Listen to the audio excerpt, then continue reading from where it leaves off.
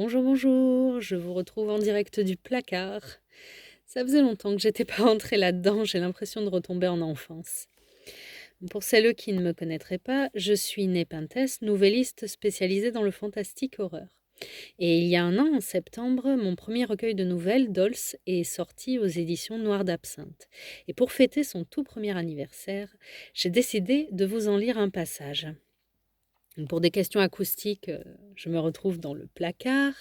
Le son est pas vraiment terrible, donc j'espère que la lecture, sera quand même agréable à écouter. Et pour l'occasion et le lieu spécial, j'ai choisi un passage de La Recluse que j'aime beaucoup.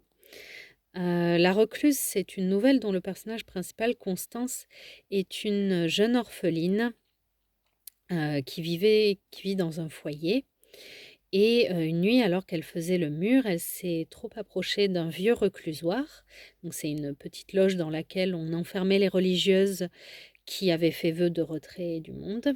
Et depuis, Constance entend les voix de ces fameuses religieuses. Et dans l'extrait que je vais vous lire, Faustine et Amel, un couple, souhaitent adopter Constance. Mais Constance n'est pas de cet avis parce qu'elle est plutôt solitaire et puis elle veut rester avec les voix qui lui tiennent compagnie et qui lui ont donné pour mission de soulager tous les péchés du monde et donc elle ne veut pas que, ces 2 femmes interrompent, sa mission sacrée. Mais bon, petit à petit, à force de les voir, elle finit par, s'habituer et par ne pas trouver désagréable l'idée d'avoir une famille. Donc voilà, la lecture commence à cet endroit. Je me montrais désormais plus aimable avec Amel et Faustine. Leur mimique, bien que parfois agaçante, ne me gênait plus tant que ça.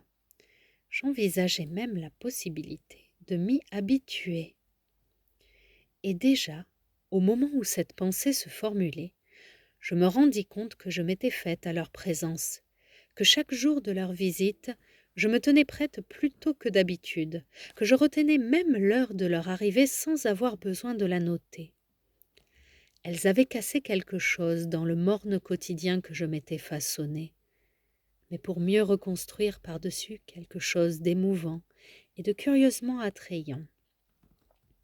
Pour la première fois, je me demandais sincèrement ce que cela pouvait faire d'avoir une famille.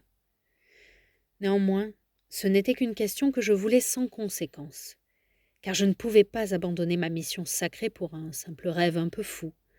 Les voix étaient de cet avis.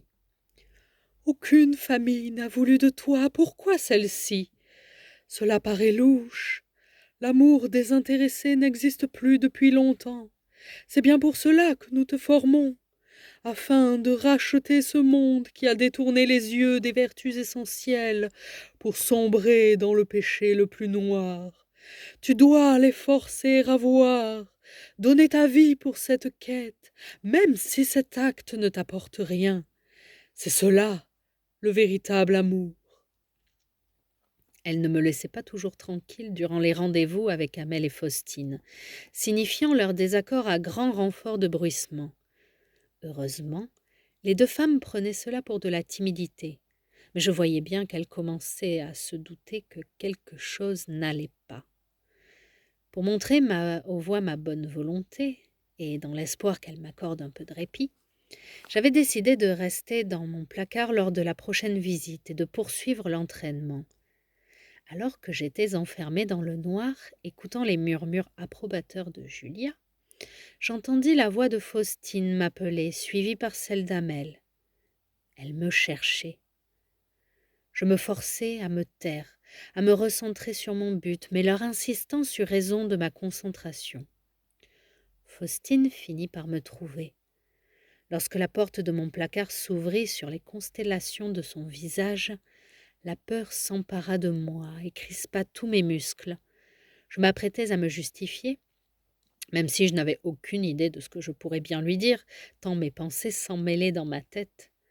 Lorsqu'au lieu de me demander ce que je faisais là, la jeune femme fit signe à sa compagne et à l'assistante, puis entra dans le placard avec moi. J'étais trop stupéfaite pour parler. J'essayais de décrypter l'expression de son visage, mais la pénombre m'empêchait de distinguer clairement ses traits. Je crois qu'elle souriait. Moi aussi, quand j'étais plus jeune, je m'amusais à m'enfermer dans mon placard, commença Faustine d'un ton rieur. Je m'imaginais que c'était un vaisseau spatial et que j'allais partir à la conquête de la galaxie. Que des bons souvenirs. Toutefois, en grandissant, le placard, au lieu de se ranger parmi mes jeux d'enfant, a pris de plus en plus de place. Il avait englouti ma vie entière. Je trouvais ça normal, je pensais même que c'était, disons, une manière de me préserver. Mais j'ai fini par m'y sentir à l'étroit, beaucoup trop seule au milieu de toute cette obscurité. J'avais même perdu la clé du placard. C'est Amel qui est venue me la rendre, un jour où je ne m'y attendais pas. Elle était concierge dans les bureaux où je travaillais et rangeait ses balais après le ménage. Le hasard des rencontres.